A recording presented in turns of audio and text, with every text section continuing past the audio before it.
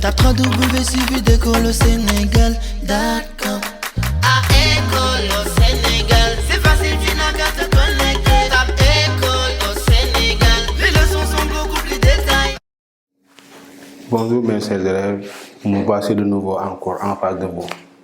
Aujourd'hui, je vais vous proposer le dernier exercice, le dernier chapitre du programme de chemin de terminale S.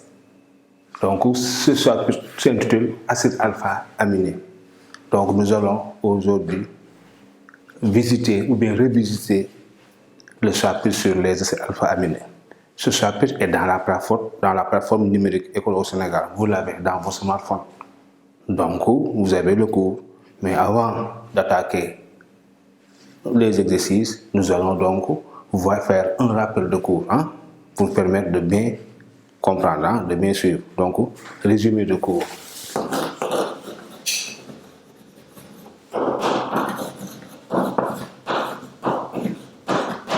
D'accord.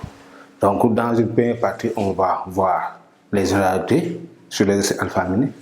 Dans une deuxième partie, voir la notion d'hétérochimie. Et en dernière partie, voir les propriétés acido-basiques des acides alpha-aminés. Donc, rapidement, grand généralité. Dans ce grand 1, on va parler rapidement de la définition de l'acide alpha-aminé, de la formule générale, et aussi de leur nomenclature. Donc, qu'est-ce qu'un acide alpha-aminé? Un acide alpha-aminé, comme son nom l'indique, est un composé organique bifonctionnel. Ça veut dire quoi? Il possède deux fonctions organiques, une fonction acide et une fonction amine. Donc, un acide alpha-aminé possède deux groupes fonctionnels, le groupe carboxyle COH et le groupe amino NH2. C'est un composé organique bifonctionnel, présentant deux fonctions organiques, la fonction acide carboxylique et la fonction alcool. Fonction acide carboxylique matérialisée par le groupe carboxyle COH et la fonction amine par le groupe amino NH2. Le formule générale s'écrit RCH NH2 COH. C'est comme ça que s'écrit la formule générale d'un acide alpha-aminé. Ici, chers élèves, si R est différent d'un atome d'hydrogène, donc on voit que ce carbone-là est un carbone asymétrique. Si R est différent d'un atome d'hydrogène, ce carbone-là qui porte à la fois la fonction acide carboxylique et la fonction amine est un carbone asymétrique. D'accord, donc c'est comme ça. Ok, donc de façon très simple, donc la formule générale des acides alpha-aminés s'écrit RCH, COH, NH2. COH est la fonction acide, NH2 la fonction amine. D'accord, ok. Donc, maintenant, comment nomme-t-on les acides alpha-aminés? Leur nomenclature dérive de la nomenclature des acides carboxyliques. Parce que, par exemple, si ce groupe NH2 est remplacé par un atome d'hydrogène, on aura une fonction acide. D'accord, donc leur nomenclature dérive de la nomenclature des acides carboxyliques.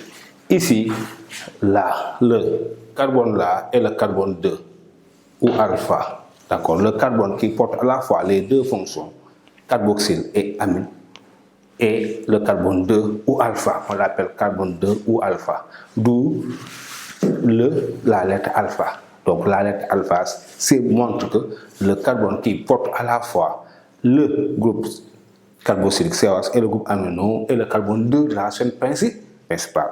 Si par exemple les deux fonctions, la fonction carboxylique et la fonction amino ne sont pas portées par le même atome de carbone, c'est un acide mais il ne sera pas alpha. Pour que l'acide soit alpha, il faut que les deux fonctions là soient portées par le même atome de carbone, c'est-à-dire le carbone 2 ou alpha. Donc, pour nommer les acides alpha-aminés, on part de la nomenclature des acides carboxyliques. Exemple, Par exemple, ici, je vais d'abord prendre le cas où R est H. Dans ce qu'on aura CH2, NH2, COH, CH3, CH, NH2,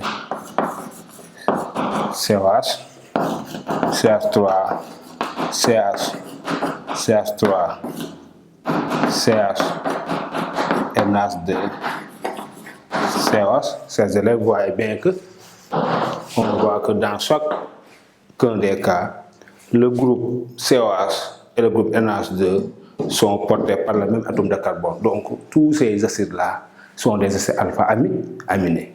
Donc ici, le nom sera quoi? On dira, ici ça c'est le carbone 2. Donc on a, ici le carbone 2 porte le groupe amino NH2. Donc on dira acide 2 amino 1 2 éthanoïque. Acide 2 amino éthanoïque. Ou ici acide 2 amino éthanoïque est le nom systématique, mais le nom usuel on l'appelle glycine ou glycine. D'accord. Et là, chers élèves, aidez-moi à nommer. Donc on aura 1 2 3, c'est le propane. Donc on dira oui, acide 2 amino, toujours ces 2 amino propanoïques, ou on l'appelle communément alanine. Alanine. D'accord. Là, aidez-moi à nommer. Ici, on a un groupe méthyle en position 1, 2, 3. En position 3. Donc, on dira acide 2 amino, c'est toujours 2 amino, tiré 3 méthyle, 1, 2, 3, 4. La fonction principale comporte 4 atomes de carbone, donc c'est butanoïque. Butanoïque. Donc c'est comme ça qu'on nomme les acides alpha-aminés. D'accord, acide. Ok. Maintenant, comme je vous l'ai dit, à l'exception de la glycine, on voit que le carbone qui porte à la fois le groupe COH et le groupe NH2 est un carbone asymétrique. Est un carbone asymétrique. D'accord. Et une telle molécule présente des énantiomères. On va voir donc dans un grand 2 rapidement la notion d'estéréochimie. La grand 2, notion de stéréoisomère.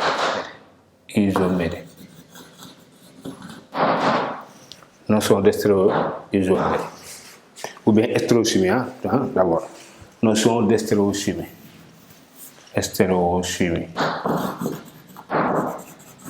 D'abord, notion de stéréochimie. C'est quoi la stéréochimie, chers élèves? La stéréochimie, chers élèves,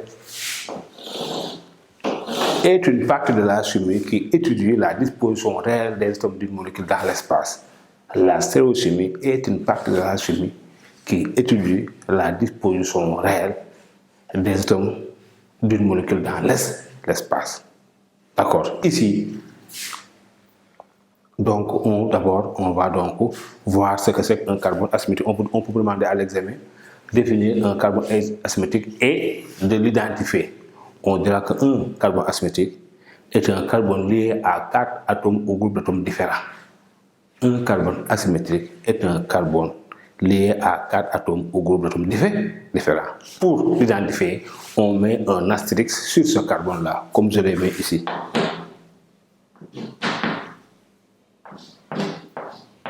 D'accord. Donc, on remarque ici qu'à l'exception de la glycine, tous les acides alpha-aminés possèdent un carbone asymétrique. À l'exception de la glycine, tous les acides alpha-aminés possèdent au moins un carbone asymétrique.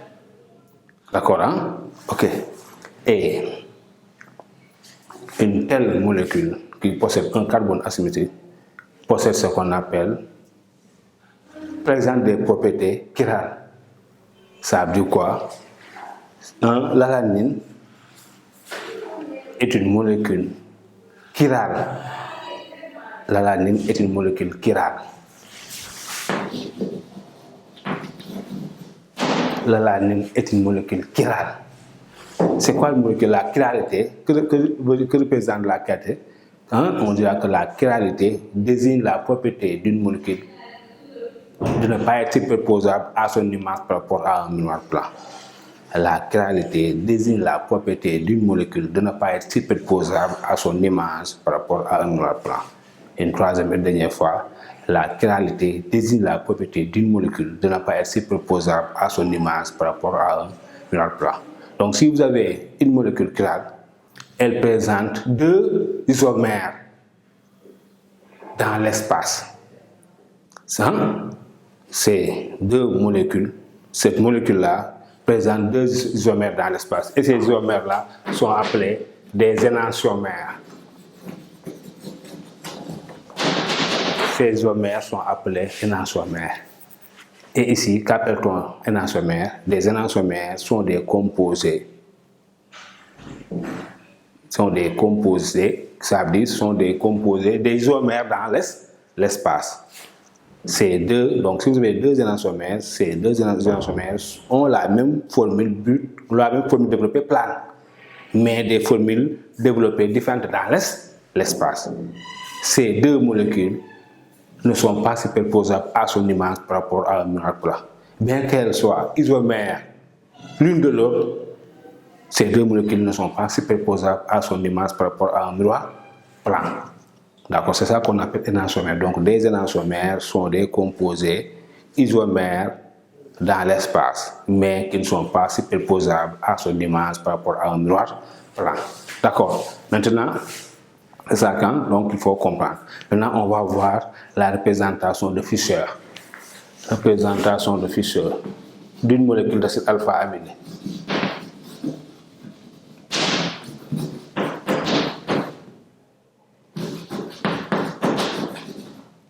Fischer, c'est un chimiste qui s'est appuyé sur la représentation spatiale en perspective ou de crampe pour proposer sa propre représentation. Donc Fischer est un chimiste qui s'est appuyé sur la représentation spatiale d'une molécule d'acide alpha-aminé présentant un carbone asymétrique pour créer sa propre représentation. Ici, pour Fischer, cette intersection-là correspond au carbone asymétrique. Ici, pour Fischer, le groupe carboxylique est toujours en haut. Le radical R est toujours en bas. Et ici, c'est NH2S qui change de position. Mais ici, dans la représentation de Fischer, COH est toujours représenté en haut, le radical R en bas. Ici, je mettrai H. Là, je peux mettre NH2. Ou bien,